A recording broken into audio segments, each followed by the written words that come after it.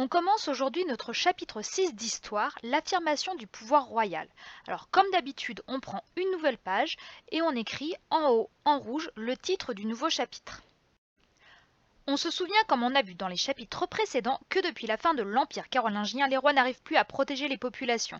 Les paysans, on a vu, se sont rassemblés dans des villages autour des premiers châteaux forts pour être protégés par les seigneurs. Donc on a vu que seigneurs et paysans vivaient ensemble dans ce qu'on appelle une seigneurie et que donc désormais le pouvoir appartient aux seigneurs et on a vu ceux-ci possèdent le droit de ban. Et donc, dans ce nouveau chapitre, on va se demander quelles sont les relations entre les seigneurs, les relations entre eux, entre les petits et les grands seigneurs. Et surtout, on va enfin parler du roi et de sa place dans ce système qu'on appelle le système féodal. On verra qu'au départ, le roi, comme Hugues Capet, est un roi faible et on va chercher à comprendre comment les rois vont progressivement affirmer leur autorité pour terminer l'année avec Louis XIV, qui est évidemment le symbole de la monarchie absolue. On va donc commencer par expliquer ce qu'est que ce système féodal dans lequel les seigneurs se partagent le pouvoir. Donc au Moyen Âge, tous les seigneurs sont liés entre eux par des liens de fidélité et des obligations mutuelles.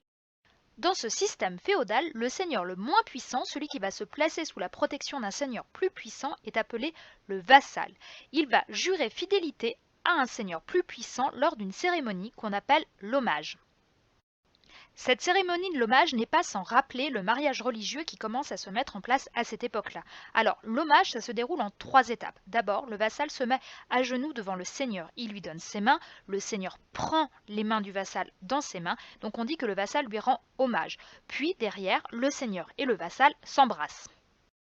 Ensuite, le vassal jure fidélité au seigneur. Sur une Bible, sur un objet sacré, c'est le côté religieux, car le Moyen-Âge, c'est la religion.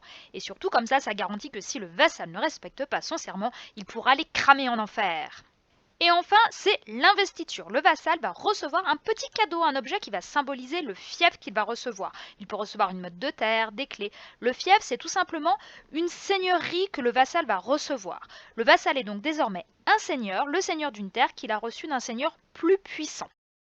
Alors évidemment, l'hommage, ce n'est pas qu'un engagement religieux, c'est un véritable contrat entre un vassal et un seigneur. Parce que le vassal, il va avoir des obligations juridiques envers le seigneur. Il lui doit aide financière, il lui doit aide militaire, il lui doit le conseil et surtout, il lui doit la fidélité. Mais aussi, en contrepartie, le seigneur, il a aussi des obligations envers le vassal. Donc il va lui donner un fief pour son entretien et surtout, il a l'obligation de le protéger. Tous les seigneurs sont donc liés entre eux ainsi, tous, même le roi. Seulement lui, le roi, il est au sommet de ce qu'on appelle la pyramide féodale, il est au sommet du système. C'est-à-dire qu'en théorie, tous les seigneurs tiennent leur terre du roi. En théorie, bien sûr. Mais surtout, le roi, il a un avantage. Il est le seul seigneur qui va ne rendre hommage à personne pour ses terres. Donc il n'a aucune obligation de fidélité. Par contre, en théorie, et je dis bien toujours en théorie, tous les autres seigneurs devraient lui obéir.